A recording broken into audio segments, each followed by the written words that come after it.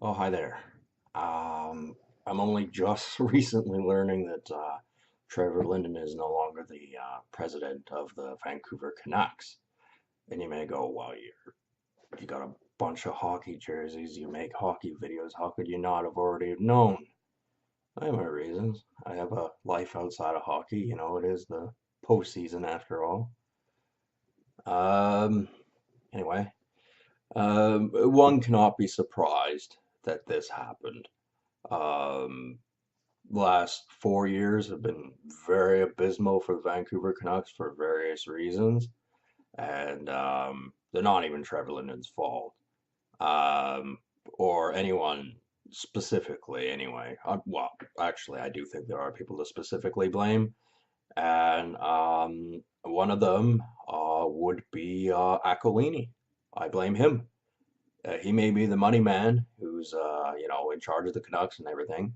Um, he had a Twitter where he explained, like, look, I was a Vancouver Canucks fan before I became owner, and he grew up on the East Side and things like that. But he was never a poor man. In fact, I think it was his grandfather who was a slumlord owner um, way back in the day. And the thing is, and it's always been evident with Aquilini, as is with, most people that own a team, um, they are businessmen first, team owners second. And you see this all the time, just in lower forms, if you're not involved in the organization.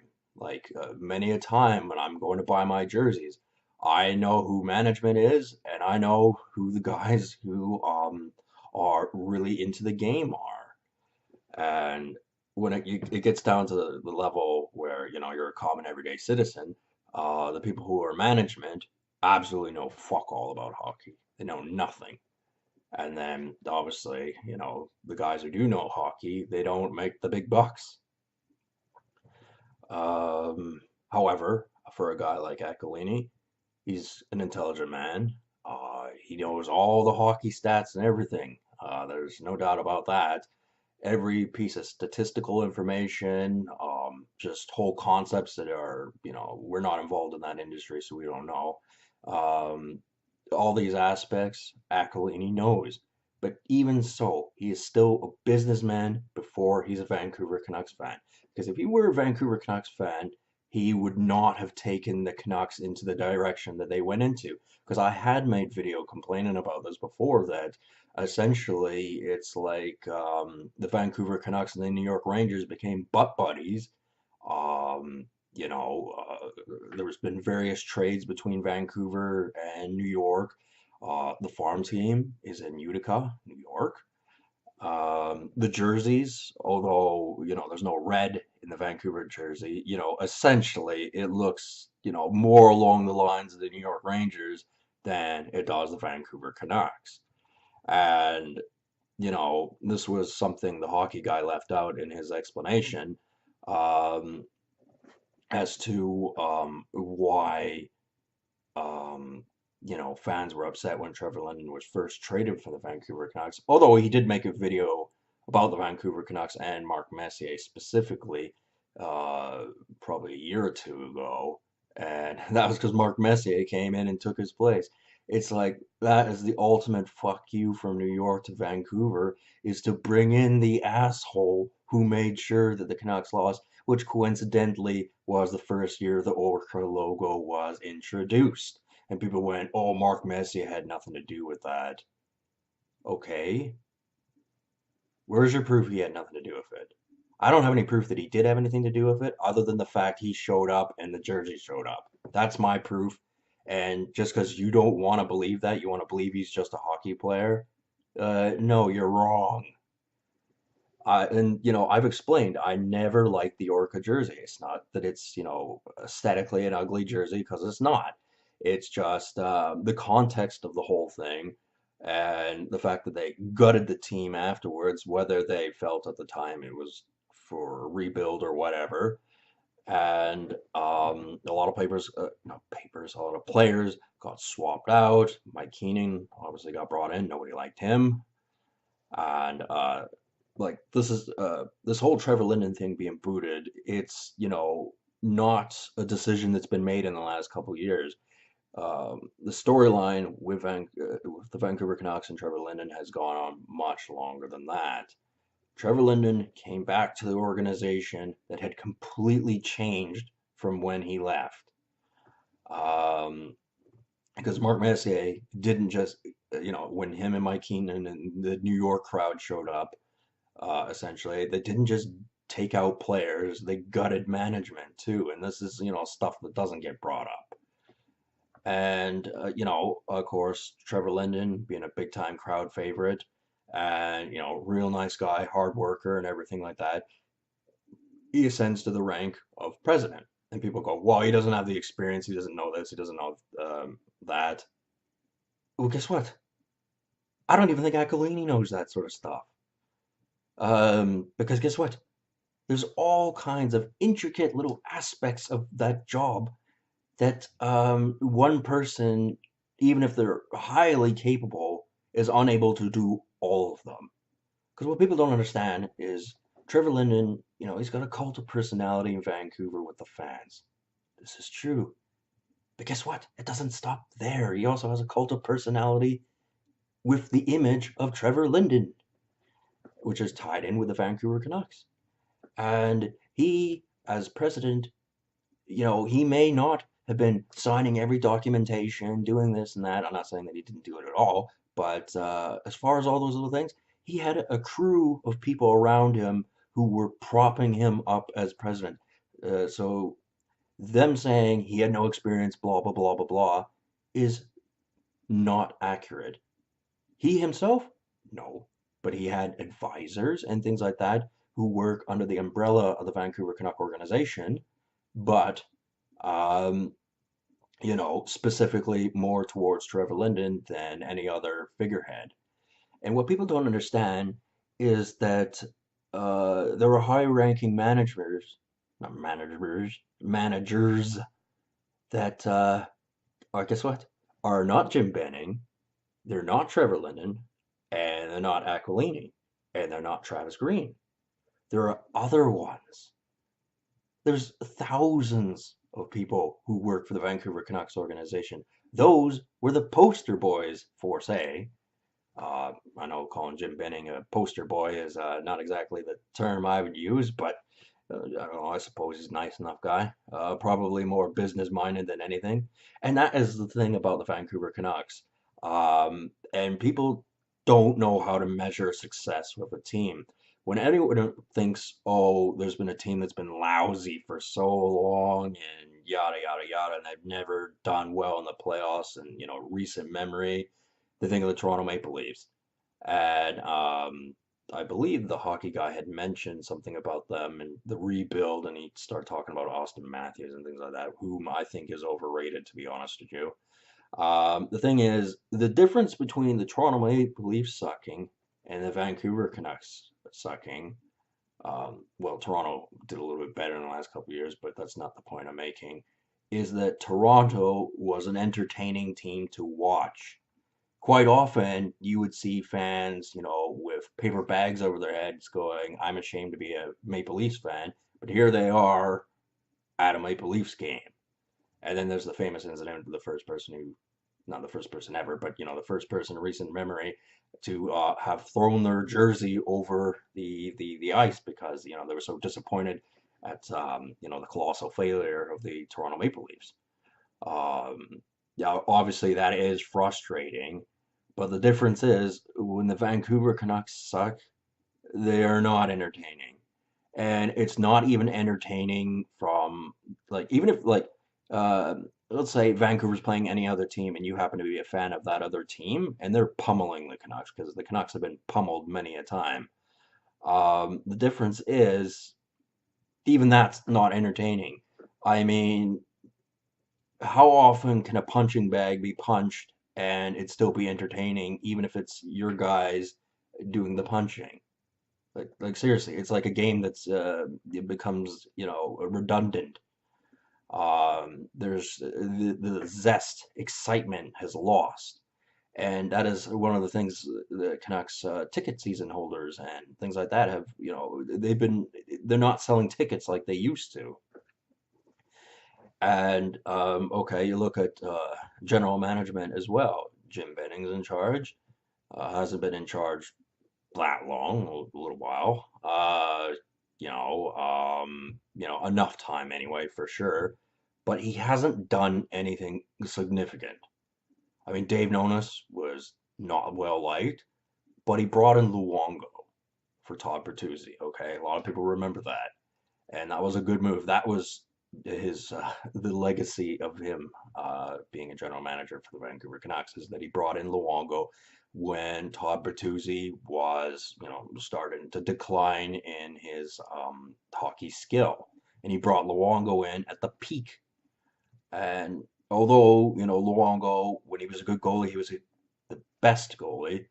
And when he was a bad goalie, he was an abysmal embarrassment. That's just telling the truth. It was like it was horrible watching him be bad. And it was under Mike Gillis where they made the Stanley Cup final to Game 7. And by then, a lot of Vancouver Canuck players were really beaten up and sore and all that sort of stuff. I mean, that was an abysmal Game 7, not like the Game 7 back in '94. Vancouver could have won that, but it didn't happen. But, there was a possibility. Game 7, 2011, Vancouver was not going to win. They went into the game and they weren't going to win.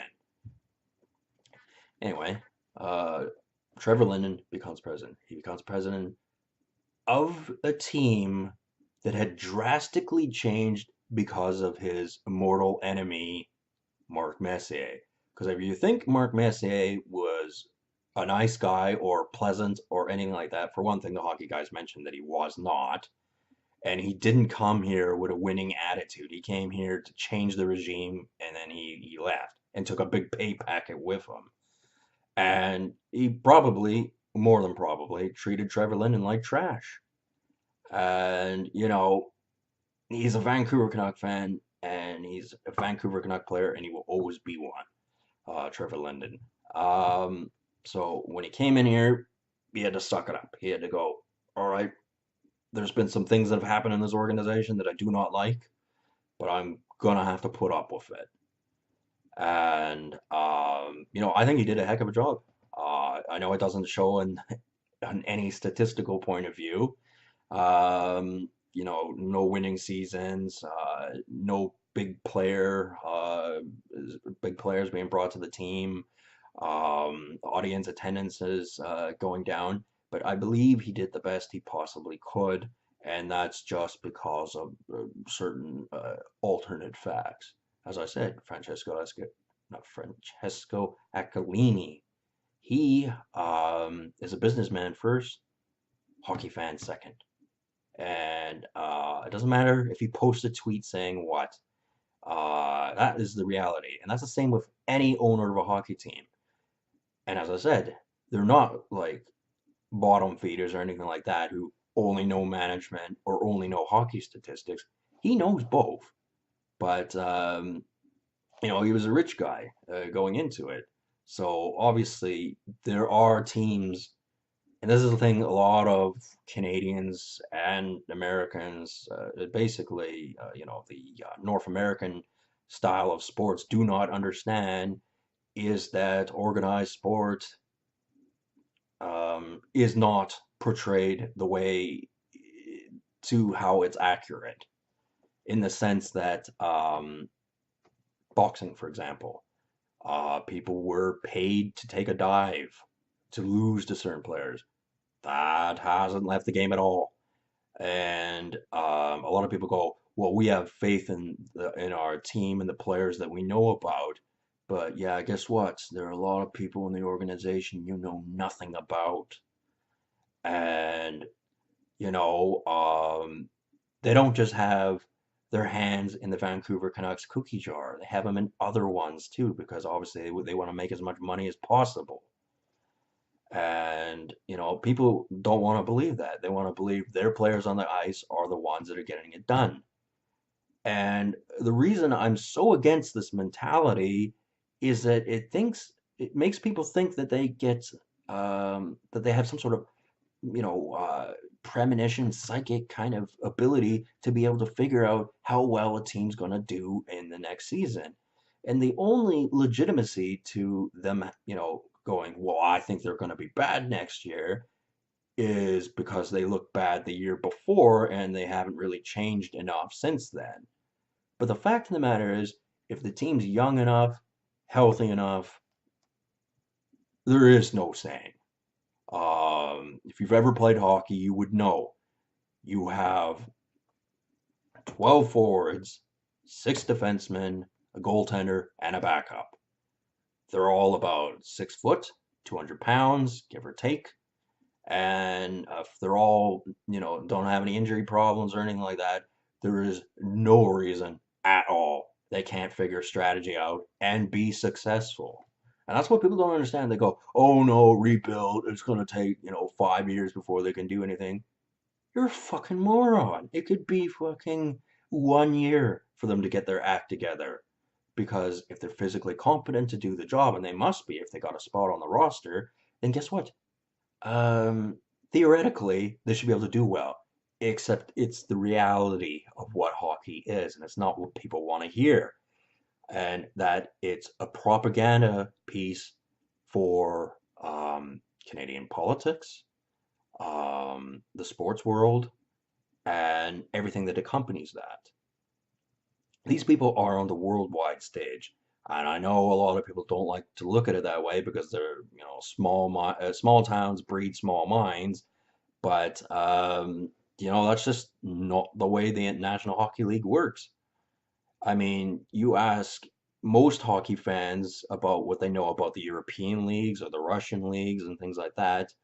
And unless you, buy the NHL magazines that are out there, you're not really going to know. They don't really talk in depth too much about anything. You can't even watch a game.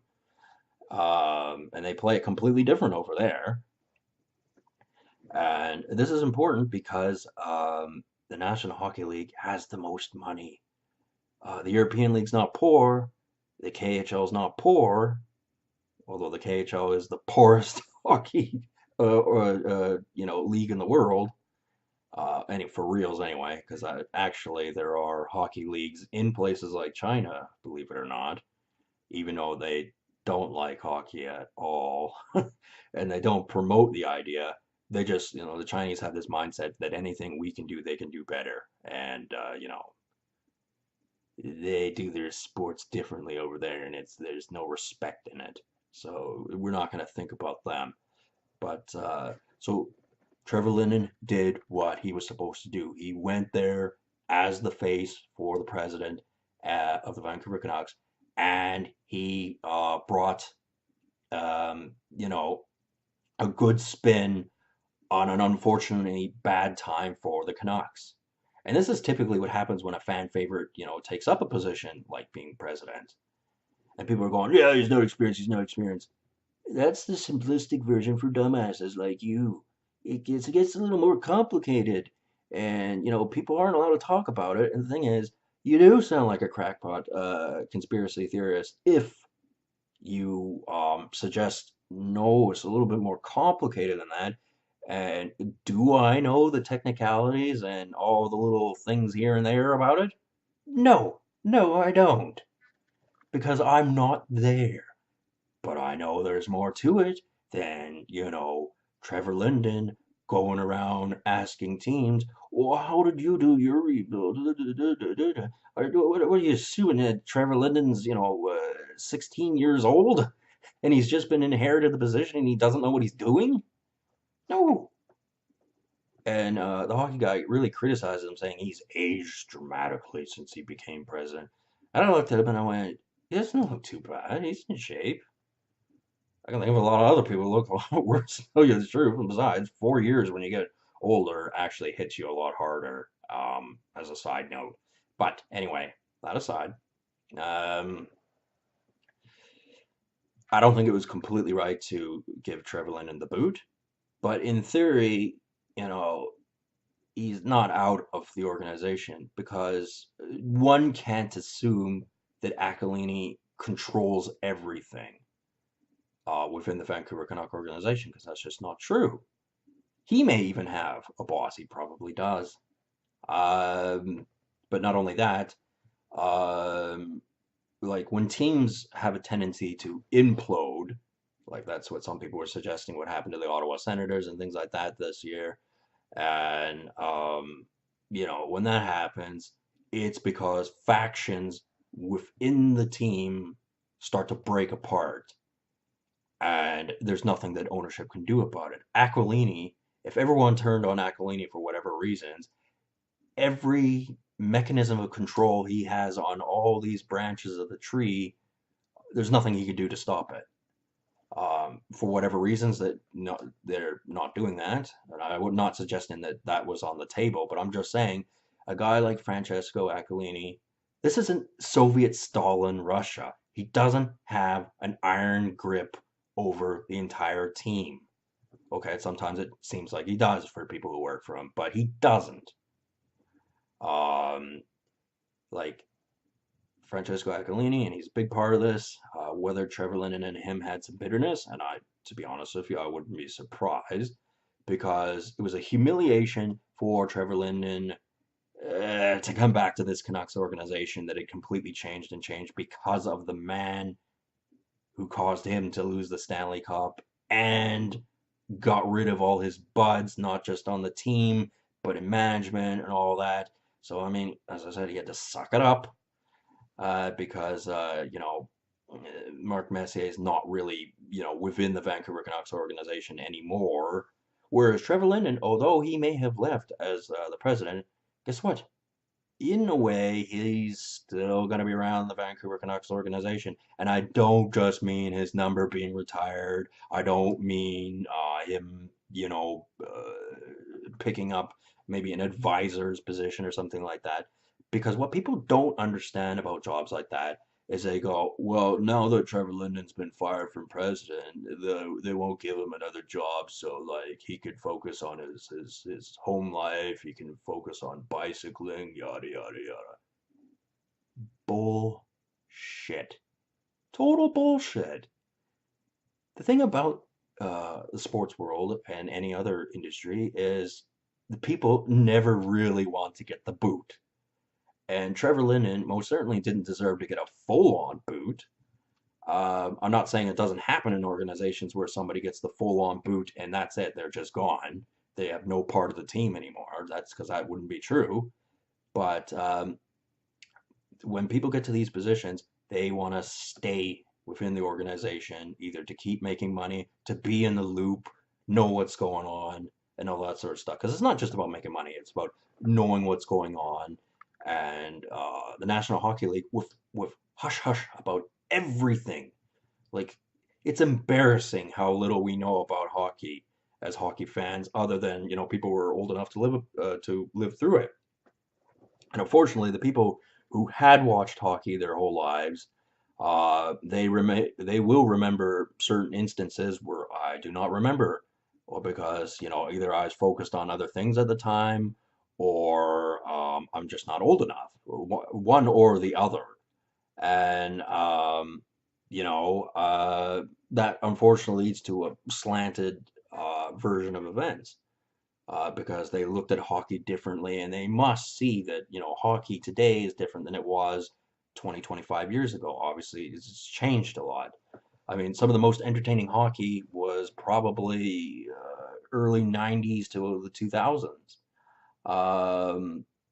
because, it had modernized and just certain old cliches and things like that had gone.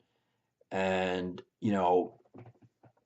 another thing that people don't quite understand is with the old cliches is there are a few commentators out there, and nice guys do their jobs very well, but they in a way greedily grabbed hockey and tried turning it into their version of the cult of personality, which was accentuated around them. And that's what I got against guys like Don Cherry. Like Don Cherry knows hockey. He was a coach, grew up through the whole, hockey was his life. But there's no denying it. He grabbed his piece and made it his own to etch his name in hockey history. And that's selfish. It just is. Um, I don't blame him for doing it, and I can't say I wouldn't have done it in the same situation, but that is what he did. I mean, that there's no getting around it. At one point, when Don Cherry was younger, the National Hockey League, you couldn't think of it without thinking of Don Cherry. And I'm not saying that's what Trevor Linden did with the Vancouver Canucks. It's just because he was there during, their famous 1994 run. Um, and he never quit being a Vancouver Canuck when he hung up his skates. And, that's a bit different than what, Don Cherry did. And there's also that really irritating commentator on, there's a few irritating commentators. I forget his name. He's the guy on Buffalo. Oh, he's always screeching, and it's just like, ugh, cringeworthy. Sure, nice enough guy. I believe it, but the next guy is going to be a bit more modest when that guy retires. It's just he's so annoying, and it's bad for the sport when this is when the business side has to take over. You have to go, well, look, man, you're a nice guy and all, and you were there for big moments during the team, but you're kind of, how should we say, embarrassing. And, I'm not going to go so far as to say it was like, Hitler and Rudolf Hess, where Hitler was just like, well, thank you, Rudolph. You were there from the very beginning helping us out. We really appreciate it. Now get the hell off the stage. You're embarrassing me. Uh, it's not quite like that, but, it is something to consider. um, you gotta laugh about stuff like that. It's funny.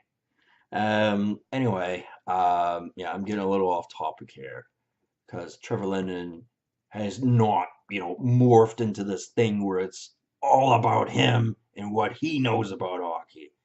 He's a guy very humble, very appreciative of everything he's been able to go through. He had to suck up a lot of things he didn't like, as far as insults go. And I'm sure there were more to come. Um, and, he was put in an unfair circumstance. I don't think it would have mattered anything he could have done. I don't think the Canucks would have been better.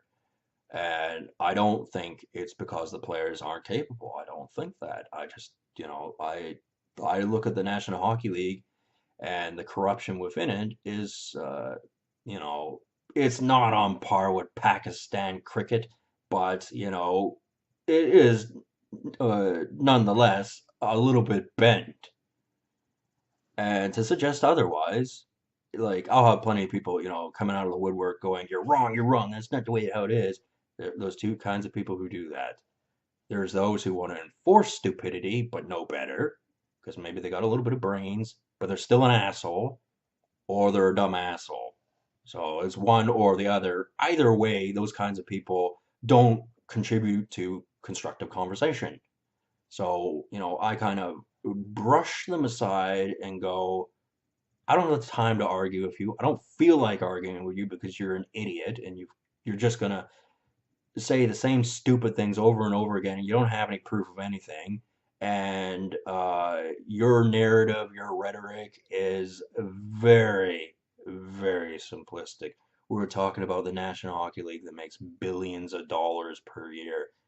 It's a little more complicated than, oh, the ref made a bad call, or that too many men on the ice, stupid Edler, or Willie Mitchell when he tried to clear the puck and Martin Havlat stopped him.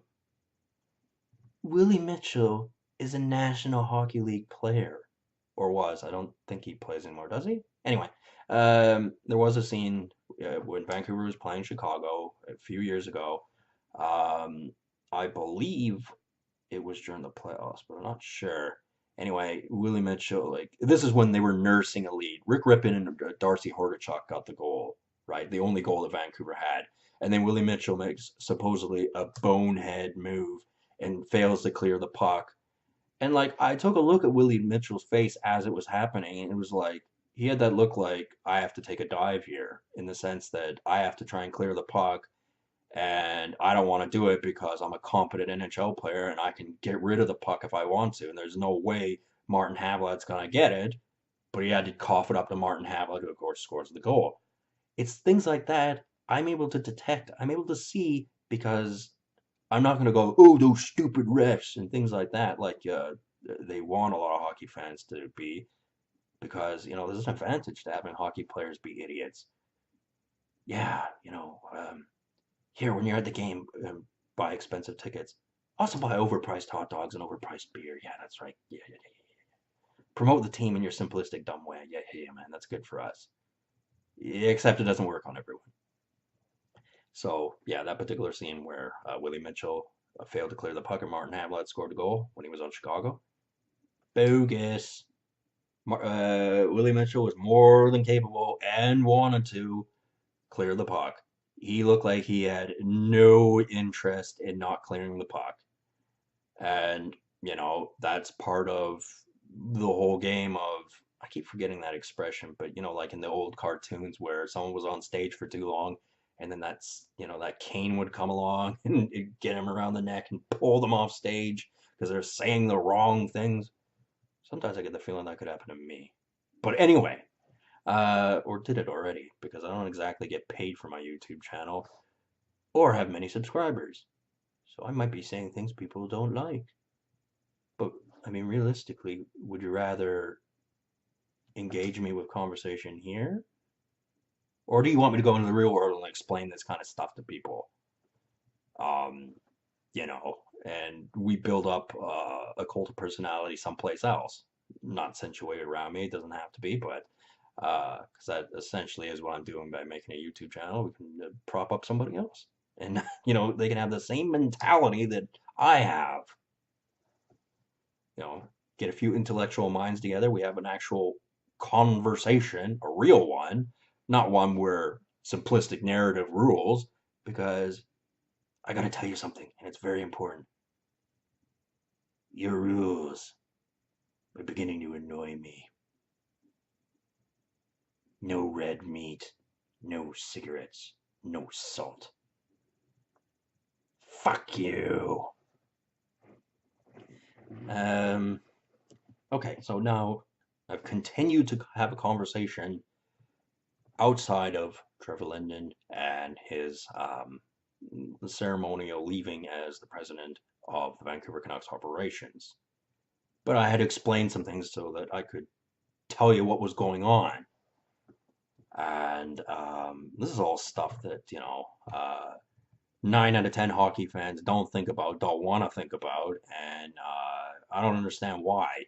It's another dimension to the game thinking this way. And the hockey guy actually described it as a rabbit hole. And I could see from his point of view that it is. Because he actually gets paid for, um, his channel and stuff like that. Whereas I do not. I do not have any incentive to change the way I talk about hockey. Whereas, if I was actually in a position where I was making money from my channel, I might be more inclined to go, yeah, yeah, yeah, I'll go along with it. But at the moment, I don't have any incentive to change my mind on anything. And I mean, realistically, I wouldn't change my mind, but I might change my approach while I make YouTube videos if I had incentive to, but I don't. So, and those people who, and it's very prevalent in the National Hockey League and in a lot of other industries too, even the smallest digression that they do not like about you, you're gone under like 999 times out of 1,000. Like just the smallest thing, like inconsequential, but they'll use it as an excuse to, say, nope, he's not ready for it, or nope, it's not for him, nope, he can't do it. And the National Hockey League is notorious for that. as well as most other sports. And I explained this in previous videos as well that, like, look, there are only X amount of spots on the team.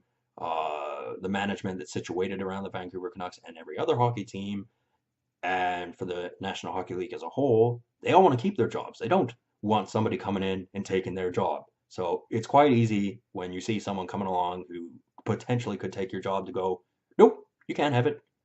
And it's because you didn't comb your hair.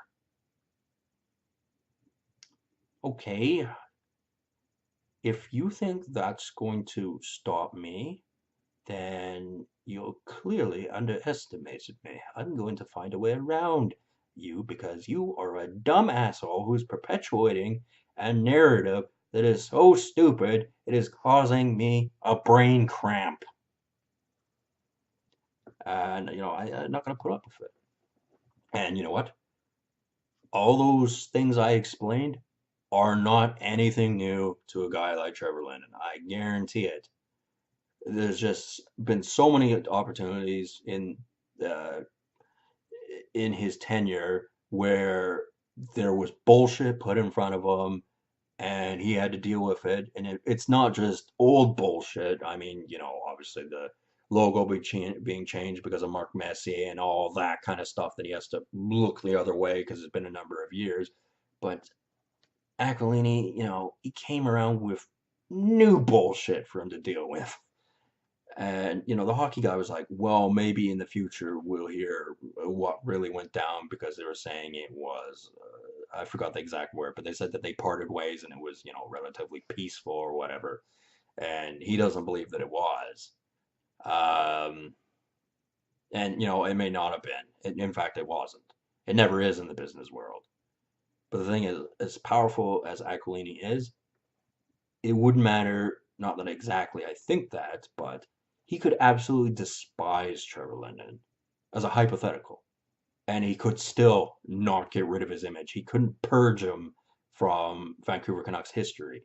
I mean, you look at wrestling, and even a guy like, now this is completely different, okay? I'm not comparing the two. I'm just saying, in another industry, you get a guy like Chris Benoit. He should be purged from wrestling history, but that isn't going to happen. In fact, a lot of wrestlers had to almost defend the guy, and like, there's no reason to defend a guy who's like him. And what I'm saying is that that's what it would take. It would take more than that to, uh, get rid of a guy like Trevor Linden, like purge him from history, of Vancouver Canuck history. And obviously, Trevor Linden's not Chris Benoit. They're not the same at all. I'm not making that. I'm not saying that. I'm just saying to get rid of Trevor Linden from history. If Aquilini hated him so much, and it could be just because they shafted each other during business deals or whatever. And again, not that I think this is what happened, but um, it would take more than that to get rid of him.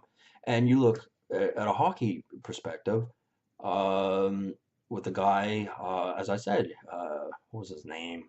I try not to remember his name because I hate him. Uh, Derek Morris, that's right. That son bitch. He continued playing hockey for 12 years, and if you're not really into hockey, you wouldn't notice that, the puck reflected off or deflected off his stick and it killed a little girl. And you may go, well, that was an accident. Well, gee whiz, why don't you tell that little girl that? I'm sure that'll make her feel better. No, if something like that happens, I don't care what business connections he has or how much money or contracts he's on. Get him the fuck out of the NHL Hockey League. And you go, but it was an accident. Shut up. Get him out of here. But nope, nope, didn't happen. They just sort of try to brush it away, and they're still trying to brush it away. And obviously, the negative connotations to something like that happening are very real because when I mentioned the WWE, WWF, should be WWF because it was a more entertaining industry at that point. You get guys like Chris Benoit, and ooh, bad for the industry, man. Just bad, bad, bad. And no wonder WWE sucks right now. It's terrible. And it really shouldn't be, that shouldn't happen to an industry because of one dumb bastard. And, I make these points about these other industries and what went on, and I'm not associating them with Trevor Linden at all. But I am saying that, you know, this is the beginnings of the mentality of how things work in the business world. And, it's just a big jumbled mess. And now with the dawn of social media and things like that, and different factions running in different directions, all with people who don't like being told what to do and won't be told what to do under most circumstances unless there's even the iron grip of the Soviet Union couldn't stop various factions from slipping out from each finger. Couldn't do that today because it's just impossible. Like a man like a Stalin over the National Hockey League, there has never been an owner of the National Hockey League and its operations who has had an iron grip over everything. Never. Anyway, at this point, there never will be again. Gary Bettman does not have the power over the NHL. That he's got a lot of power, but he doesn't have absolute control. And if he went all iron fist about it, then it would all just tumble apart right in front of him. He knows that.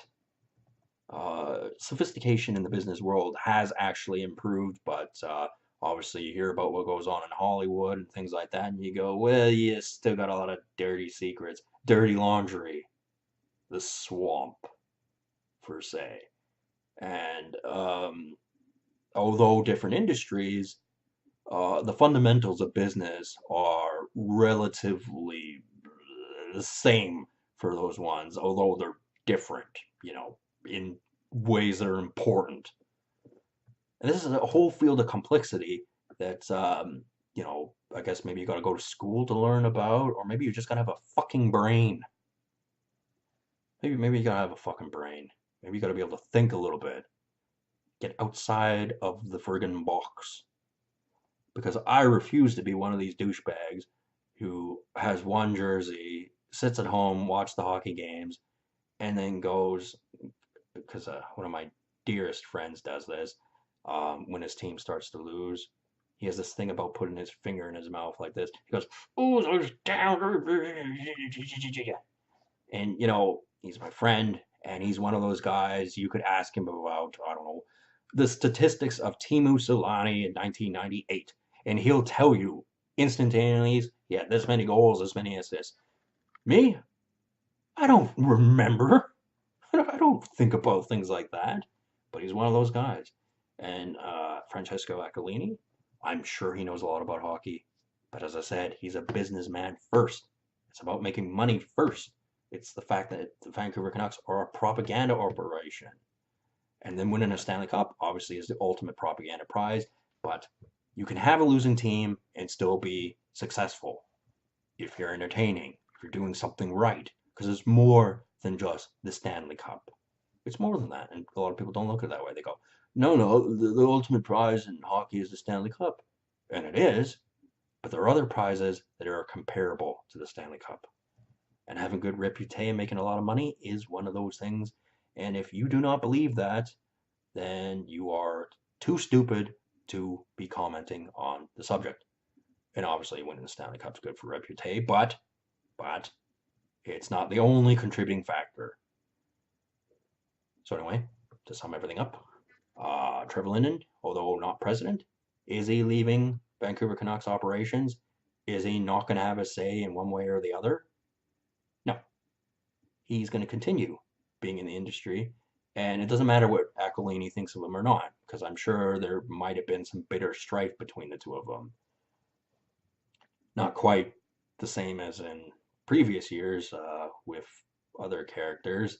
Not specifically the Vancouver Canucks, but other business tycoons, where when they didn't like each other, it got very bad, very fast, very scary. It's not like that, but somebody can still be pissed off with you though. That's a fact. So, with everything I've talked about, I want Trevor Linden to stay around. I don't want him to leave the public eye unless he wants to. That's his choice. Um, However, um, this story's not over. So I'll just finish up here and we'll talk about it some more later if you're interested. And if you're not, get the fuck off my channel. Anyway, see ya.